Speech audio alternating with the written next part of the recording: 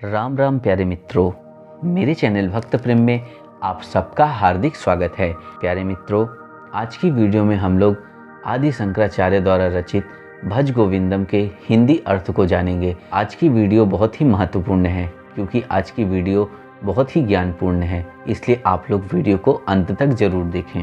भज गोविंदम। हे मोह से ग्रसित बुद्धि वाले मनुष्य, गोविंद को भजो, गोविंद का नाम लो, गोविंद से प्रेम करो, क्योंकि मृत्यु के समय व्याकरण के नियम याद रखने से आपकी रक्षा नहीं हो सकती है। हे मोहित बुद्धि, धन एकत्र करने के लोभ को त्यागो, अपने मन से इन समस्त कामनाओं का त्याग करो, सत्य के पथ का अनुसरण करो, अपने परिश्रम से जो धन प्राप्त हो उससे ही अपने मन को प्रसन्न रखो। स्त्री शरीर पर मोहित होकर आसक्त मत हो, अपने मन में निरंतर स्मरण करो कि ये मांस वसा आदि के विकार के अतिरिक्त कुछ और नहीं है। जीवन कमल पत्र पर पड़ी हुई पानी की बूंदों के समान अनिश्चित एवं अल्प है। यह समझ लो कि समस्त विश्व रोग, अहंकार और दुख में डूबा हुआ है। जब तक व्यक्ति धनोपार्जन में समर्थ है तब तक परिवार में सभी उसके प्रति स्नेह प्रदर्शित करते हैं, परंतु अशक्त हो जाने पर उसे सामान्य बातचीत में भी नहीं पूछा जाता है। जब तक शरीर में प्राण रहते हैं तब तक ही लोग कुशल पूछते हैं। शरीर से प्राणवायु के निकलते ही पत्नी भी उस शरीर से डरती है। बचपन में खेल में रुचि होती है, युवावस्था में युवा स्त्री के प्रति आकर्षण होता है, वृद्धावस्था में चिंताओं से घिरे रहते हैं, पर प्रभु से कोई प्रेम नहीं करता है। कौन तुम्हारी पत्नी है, कौन तुम्हारा पुत्र है, ये संसार अत्यंत विचित्र है।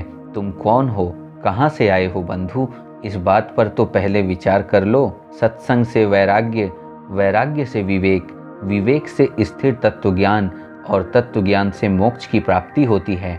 आयु बीत जाने के बाद काम भाव नहीं रहता, पानी सूख जाने पर तालाब नहीं रहता, धन चले जाने पर परिवार नहीं रहता और तत्वज्ञान हो जाने के बाद संसार नहीं रहता। धन, शक्ति और यौवन पर गर्व मत करो, समय क्षण भर में इनको नष्ट कर देता है। इस विश्व को माया से घिरा हुआ जानकर तुम ब्रह्म पद में प्रवेश करो। दिन और रात, शाम और सुबह, सर्दी और वसंत बार बार आते जाते रहते हैं।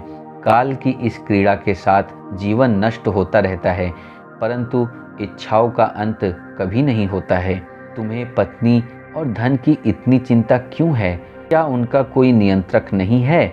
तीनों लोकों में केवल सज्जनों का साथ ही इस भवसागर से पार जाने की नौका है।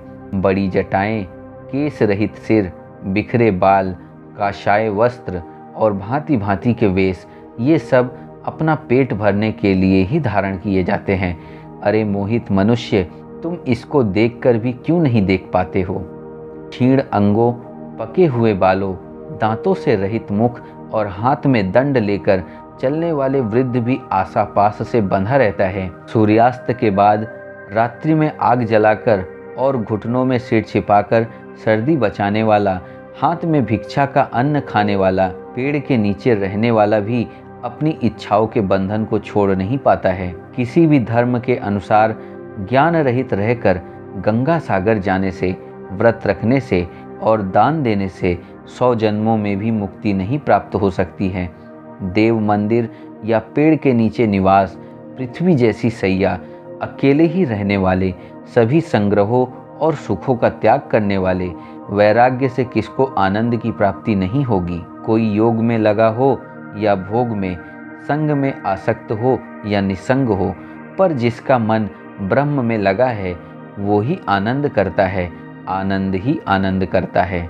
जिन्होंने भगवत गीता का थोड़ा सा भी अध्ययन किया है, भक्ति रूपी गंगा जल का कण भर भी पिया है, भगवान कृष्ण की एक बार भी समुचित प्रकार से पूजा की है, यम के द्वारा उनकी चर्चा नहीं की जाती है।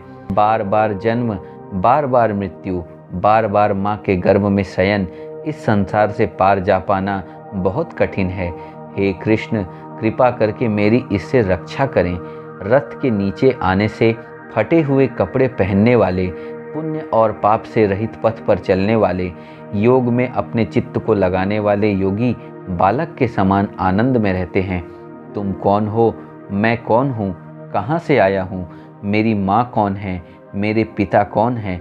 सब प्रकार से इस विश्व को आसार समझकर इसको एक स्वप्न के समान त्याग दो। तुम में, मुझ में और अन्यत्र भी सर्वव्यापक विष्णु ही है।